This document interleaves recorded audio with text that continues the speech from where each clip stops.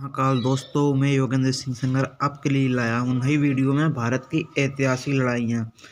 इनमें जो है आज हम लड़ाइयों के बारे में डिस्कस करेंगे और उनके बारे में कुछ स्टोरियाँ देखेंगे। ठीक है फ्रेंड।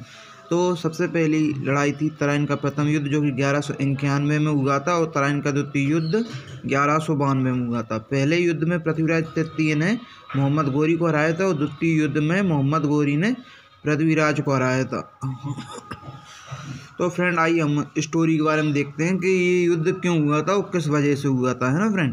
तो सबसे पहले हम जानते हैं कि दिल्ली के जो संस्थापक थे कौन थे, श्री अनंगपाल सिंह जी तोमर। ठीक है, इनके दो लड़कियां थीं, एक राजस्थान में ब्याही थी और एक कन्नौज में। ठीक है, तो राजस्थान में ब्याही थी, उनके लड़का हुआ था पृथ्वीराज चौहान तृतीय, और एक कन्नौज जो कि उत्तर प्रदेश में पड़ता है, ये कहाँ पर, इनके जो लड़की ब्याही थी उनके हुए थे जयचंद। ठीक है, तो जयचंद और पृथ्वीराज चौहान तृतीय ये दोनों जो थे, एक माना जाए तो मौसेरे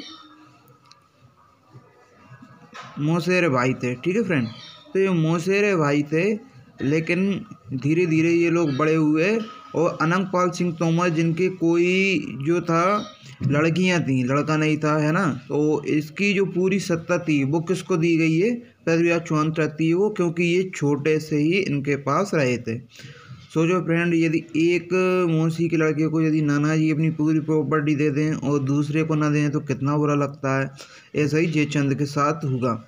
ठीक है, जयचंद ने इसको जहर का घूंट समझ के पी लिया। लेकिन क्या हुआ कि फ्रेंड, जयचंद की एक लड़की थी संयोगिता।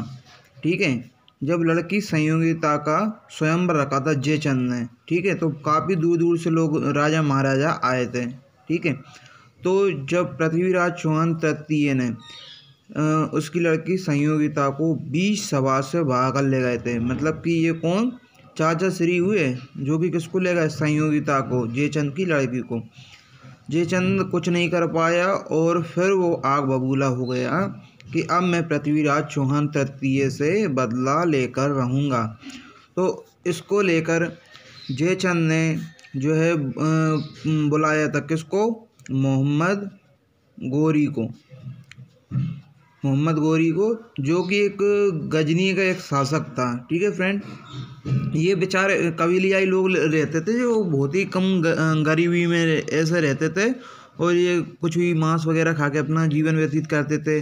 ठीक है फ्रेंड, तो जब इसको बुलाया तो स्टार्टिंग में आया अपने कुछ चंद सैनिकों को लेकर, लेकिन आप सोचिए, इधर राजस्थान की पूरी फौज पृथ्वीराज चौहान के पास, इधर दिल्ली की पूरी फौज पृथ्वीराज चौहान, क्योंकि अनंगपाल सिंह तोमर ने अपना पूरा राज किसको दे दिया था, पृथ्वीराज चौहान तृतीय को।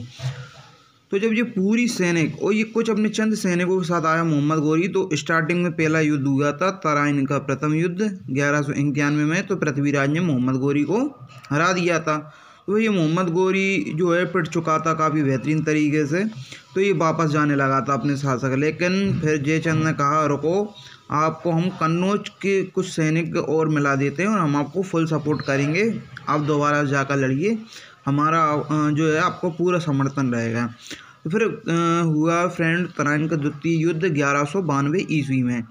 ठीक है, फिर ये पूरी फौज गई। इस बार क्या हुआ, पृथ्वीराज चौहान तृतीय को मोहम्मद गोरी ने हरा दिया। लेकिन फ्रेंड और ये बताते हैं कि इसको जो है बंदी बनाकर ले गए थे कहाँ पर, गजनी में। तो फ्रेंड आपने वो कहावत सुनी होगी, चार आंगुल 24 गज, अंगुल अष्ट प्रमाण, ता ऊपर सुल्तान है मच्चू के चौहान। और फिर वो बताते हैं कि जो मोहम्मद गोरी है, मोहम्मद गोरी को पृथ्वीराज चौहान तृतीय ने तीर से मार दिया था, उसको अंधा वगैरह भी कर दिए थे, ऐसा बोलते हैं। लेकिन फ्रेंड ये कहावत यहाँ पर असत्य होती कि 1194 ईस्वी को चंदावर का युद्ध हुआ था, और चंदावर का युद्ध अपन जानते हैं कि मोहम्मद गोरी ने जयचंद को हराया था। ठीक है फ्रेंड, जयचंद को हराया था। यदि मोहम्मद गोरी 1194 में जयचंद को हराता है तो यहाँ पर मरने की कोई संभावना नहीं रहती है ना फ्रेंड।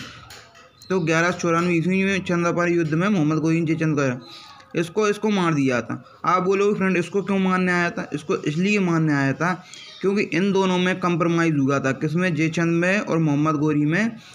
कि जब भी आप जैसे जीतोगे ना, जयचंद ने कहा था यदि मैं शासक जीत जाता हूँ तो आप कन्नौज की जो है कुछ संपत्ति वगैरह ले जाइए, हम आप गिफ्ट के धरोहर के रूप में देंगे, ठीक है। और थोड़ा बहुत राजस्थान का भी ले लीजिए, क्योंकि पृथ्वीराज चौहान तृतीय यहाँ से जब आप हरा दोगे तो उसका शासन, और मैं जो हूँ दिल्ली का हेड बन जाऊँगा। लेकिन फ्रेंड क्या हुआ कि जब कोई गरीब व्यक्ति को कुछ अच्छा मिलना चाहता है तो वो सोचता है क्यों ना मैं दिल्ली पे ही अपना राज करूँ। इस प्रकार से उसने जयचंद पर आकर चढ़ाई कर दी और जयचंद को मार दिया, ठीक है। इस प्रकार फिर उसने दिल्ली पर जो है अपना कब्जा कर लिया था। और फिर आगे की स्टोरी फ्रेंड इस प्रकार से है कि आप जानते हो जब मोहम्मद गोरी जो थे, ये लोग क्या करते थे, लूटपाट करते थे और चले जाते थे, है ना। इनको कोई मतलब नहीं था कि मुझे शासन करना है कि नहीं करना है। जब ये वापस चला जाता है तो अपना एक गुलाम छोड़ जाता है फ्रेंड। जब गुलाम छोड़ जाता है, गुलाम कौन छोड़ गया, कुतुबुद्दीन ऐबक। कुतुबुद्दीन ऐबक को जब छोड़ गए गुलाम को, तो ये एक गुलाम वंश यहाँ से चालू होता है, जो कि कितने से चालू होता है, 1206 ईस्वी से। जब कुतुबुद्दीन ऐबक जो है अब गुलाम वंश आ गया, ठीक है फ्रेंड। तो गुलाम वंश के बाद खिलजी वंश आ जाता है, और खिलजी वंश के बाद तुगलक वंश आ जाता है, फिर सैयद वंश आ जाता है, और फिर लोधी वंश आता है। तो ये फ्रेंड ये कड़ी बन जाती है ये इतने सब क्वेश्चन के बाद, है ना। जब लोधी वंश में कौन था, एक लास्ट वाला बहलोल लोधी। बहलोल लोधी को कौन हराता है, इसको हरा देता है कौन, बाबर। फिर यहाँ से क्या हो जाता है, मुग़ल साम्राज्य, मुग़ल एम्पायर चालू हो जाता है ना। और मुग़ल साम्राज्य चालू होता है तो सबसे पहले कौन, बाबर। इसके बाद कौन शासक करता है, हुमायूं। हुमायूं के बाद कौन आता है, अकबर। अकबर के बाद जहांगीर। जहांगीर के बाद शाहजहां, और शाहजहां के बाद कौन आता है फ्रेंड, औरंगजेब। और औरंगजेब। इस प्रकार कुछ जो मोहम्मद शाह रंगीला और ये जो आते हैं शासक लास्ट में निपट जाते हैं। और इसके बाद कौन आते हैं, अपना मराठा उत्कर्ष चालू हो जाता है फ्रेंड। तो अब हम आगे की जो है आपको भारत की ऐतिहासिक लड़ाइयों में आगे की अब जो भी स्टोरी मिलेगी वो हम आपको अपडेट करेंगे। तो please friend like share and subscribe.